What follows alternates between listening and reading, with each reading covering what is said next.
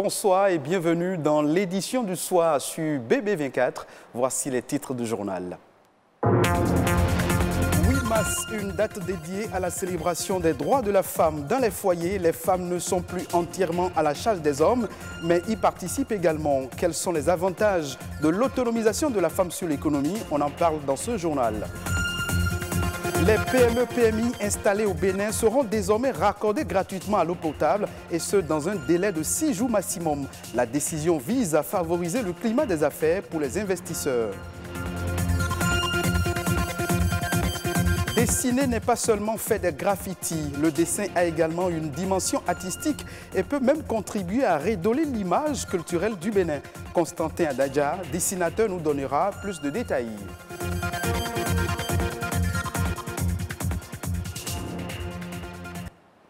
Le 8 mars, c'est ce dimanche, une journée dédiée à la célébration des droits de la femme. La femme, acteur clé du développement économique. Entre la vie au foyer et la vie professionnelle, elle lutte depuis des années pour son émancipation et son autonomie. À l'occasion du 8 mars, les avis divergent toujours sur sa capacité à s'autonomiser. Quelle est la perception des Cotonois sur l'émancipation de la femme? Élément de réponse dans ce reportage de Marianne Bossemeli. Longtemps considérées comme le sexe faible, les femmes sont parvenues à la jouissance de leurs droits. Au moment où certaines libertés leur sont reconnues, les avis restent divergents lorsqu'il s'agit de leur émancipation. La loi reconnaît aux femmes le droit au travail. C'est ce qui est à la base de l'impolitesse aujourd'hui. Pour moi, une femme émancipée, c'est une femme qui d'abord s'assure d'un point de vue financier et d'un point de vue intellectuel. C'est une femme qui a son gagne-pain et qui a le savoir-vivre et qui sait à quelle heure rentrer, s'occuper de ses enfants, de son époux. L'émancipation de la femme ne serait pas sans risque sur son foyer. Et moi, par exemple, quand tu te lèves le matin et tu fais ton ménage, tu amènes les enfants à l'école et tu viens dans ton salon de coiffure pour le travail. À midi, par exemple, tu leur donnes à manger.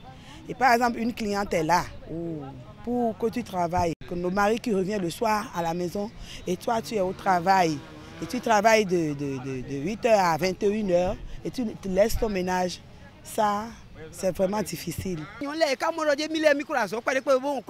Les femmes pensent qu'en gagnant leur vie, elles peuvent se passer de l'aide de leur époux. Avec ce comportement, ta femme va te cacher des choses et te tromper. Face à la difficulté de plusieurs hommes à accepter l'autonomisation de la femme, certains semblent avoir trouvé une alternative. Moi, mon épouse a son commerce, mais j'ai attendu que son capital chute avant de lui remettre de l'argent pour se relancer, histoire de lui montrer qu'une femme doit être soumise à son mari. L'émancipation de la femme et la vie au foyer, deux notions distinctes qu'il est possible de concilier.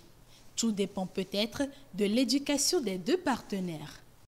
Si vous cherchez à vous imposer, vous ne pouvez pas tenir la route. La femme doit savoir que l'éducation de ses enfants, ça lui revient. En priorité, c'est à la femme que ça revient. Et le dialogue avec leur conjoint. En tant que femme, tu dois écouter ton mari et lui obéir même si tu as raison. Qu'il soit instruit ou non, c'est ton mari.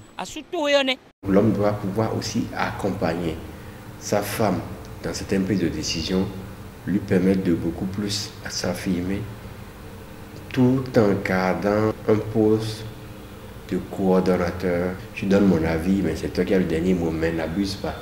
Une femme émancipée est sans nul doute gage d'une vie au foyer épanouie. Il revient à la femme de trouver le juste milieu et de s'y adapter.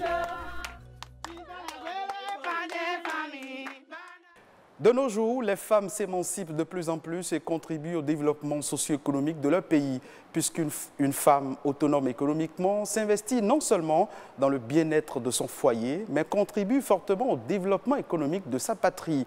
Dans le reportage que je vous invite à suivre, Gloria Oni nous parle des avantages d'assurer l'autonomisation économique des femmes. La femme qui ne travaille pas, qui attend à ce que leur mari dépense tout dans la chambre, Je vois que cette femme-là ne veut pas que le mari évolue dans le foyer. Cette époque où la femme attend tout de son mari est révolue. La femme tient désormais à son autonomisation. Elle ne veut plus être dépendante. Une femme doit être autonome. Si elle se veut émanciper, elle doit d'abord penser à son autonomisation. Tout part de là. Tu ne peux pas vouloir qu'une personne fasse ton émancipation sans toi-même ta participation. Tu ne peux pas penser être dépendante des autres et chanter toujours émancipation. Tu ne peux pas vouloir être un oiseau dans une cage où la mère va chercher de la nourriture venue donner et penser être émancipée. Conscientes que leur participation au fonctionnement du foyer est importante, les femmes de plus en plus prônent leur implication dans la gestion financière du ménage. La femme ne doit pas dépendre de son mari à chaque moment, à chaque instant, parce que ça peut arriver que le mari échoue des fois, ou soit ait des faillites au boulot, tout ça là. Donc, si la femme était en train de faire quelque chose, elle peut aider son mari à faire, les petites gestions de la maison. Il est normal que dans un foyer, chacun puisse avoir un petit truc, un petit job ou emploi, je ne sais, qui lui permet de participer au budget familial. Il peut arriver des moments où l'homme sera en pénurie. Il n'aura pas d'argent. Il sera peut-être impayé. Et dans ce cas, la femme est appelée aussi à soutenir son mari. Il faudrait que ça soit un partenariat de gagnant-gagnant, quoi. Quand tu es avec ta femme, tout ce qui est comme dépense dans la chambre, et elle va contribuer une partie, toi aussi le mari, tu vas contribuer une partie. L'autonomisation de la femme est donc une condition essentielle. Mieux, un facteur de progrès socio-économique. Être femme, c'est être autonome. Être émancipée, c'est aussi être autonome, être brave, travailleuse. Autonome dans son travail, autonome psychologiquement, autonome intellectuellement. Elle a besoin de grandir, de se débattre du lot et être vraiment femme. Il ne suffit pas de dire je suis femme, mais c'est être femme. Selon une étude publiée en septembre 2018 par le site Women Entrepreneurship in Africa, 24% des femmes ont déjà créé une entreprise. Une saine émulation pour promouvoir l'autonomisation économique de la femme et son rôle dans la lutte contre la pauvreté en Afrique. Bonne fête à toutes les femmes. Le climat des affaires au Bénin est de plus en plus prometteur pour les investisseurs. Après la gratuité du raccordement à l'électricité, les PME-PMI se voient désormais soulagés pour tout raccordement à l'eau potable. Le raccordement est désormais gratuit et le délai passe dorénavant à 6 jours maximum. Plus de détails dans ce reportage de Rodrigue Babaguito. Pour les petites et moyennes entreprises PME et les petites et moyennes industries PMI, c'est sans nul doute un soulagement de plus. Le raccordement à l'eau au Bénin ne coûte désormais presque rien. Suivant une étude de cas qui avait été faite en amont, il y a deux types de compteurs qui répondent aux besoins des PME-PMI, ce que nous appelons le calibre 15 et le calibre 20. Ces deux calibres d'ordinaire reviennent en termes de branchement à 105 000 et 110 000. Donc, en tout et pour tout, aujourd'hui, au lieu de payer 110 000, il n'y a que 2 400 plus 12 000 qui relèvent des droits de timbre et la caution sur consommation. Une réforme parmi tant d'autres désormais mise en place par le gouvernement est présentée ici à cette rencontre avec les hommes des médias. En plus de cette gratuité, la demande de raccordement est désormais possible en ligne. Aussi, le délai maximum de raccordement passe-t-il d'environ 12 jours auparavant à 6. Cependant, pouvoir jouir de toutes ces offres au Bénin est lié à quelques conditions. Il faut que la PME-PMI en donne vraiment la preuve qu'elle en est une. Et deuxièmement, qu'elle soit propriétaire de ces locaux, en tout cas à travers un permis de construction, même si ce n'est pas encore établi, si il donne la preuve que c'est en cours d'établissement, nous prenons déjà action là-dessus pour pouvoir avancer. Et en troisième lieu, il faudra que notre réseau soit à proximité, disons, du siège en question de la PME. Au titre des indicateurs entrant dans le classement du rapport Doing Business se trouve la facilité d'accès à l'eau potable et à l'électricité pour les entreprises. Le Bénin peut rêver aujourd'hui d'une évolution dans le classement prochain. On a constaté que ce sont les PME et PMI qui emploient plus dans nos pays, dans nos économies, qui créent plus de la richesse et qui ont besoin d'être soulagés. Tant que les promoteurs auront des difficultés à faire des affaires dans notre pays, le gouvernement s'en fera son affaire. Toutes ces mesures sont prises pour pouvoir accompagner le secteur privé. Nous ne pouvons véritablement aboutir au développement de ce pays que si seulement si nous arrivons à diversifier l'économie béninoise, nous arrivons véritablement à faire du secteur privé un pion essentiel. On veut que ce soit des Béninois qui soient à l'avant-garde du business au Bénin. Alléger le secteur des affaires et rendre le Bénin plus propice aux investissements reste la vision du gouvernement, un objectif qui semble bien atteint. Merci à vous, Rodrigue Babagbeto. Le dessin est défini comme une représentation d'objets, de personnages ou de paysages. Il existe sa forme simple, mais il peut aussi prendre des dimensions artistiques et culturelles. Dans cet extrait, Constantin Adadja nous en parle plus amplement. Il revient par ailleurs sur ce qu'est le dessin ou ce que le dessin peut apporter à l'image culturelle du Bénin. Dessiner devient un art quand le dessinateur, le simple dessinateur décide de s'exprimer, décide de donner, d'apporter sa vision du monde. Et à travers une œuvre, et l'œuvre doit avoir des caractéristiques d'originalité, c'est-à-dire l'œuvre doit être originale et l'œuvre doit être unique.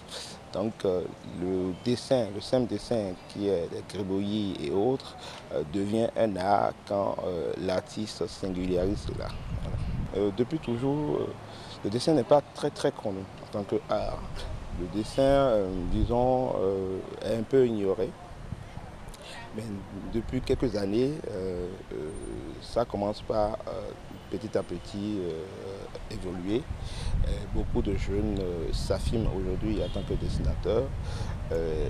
Non seulement ils le font, mais aussi ils essaient quand même de se montrer, d'attirer la lumière vers eux et faire en sorte que cet art qu'est le dessin maintenant aujourd'hui soit reconnu et que cet art soit, disons, mis à la place à la place qu'on lui doit. Voilà.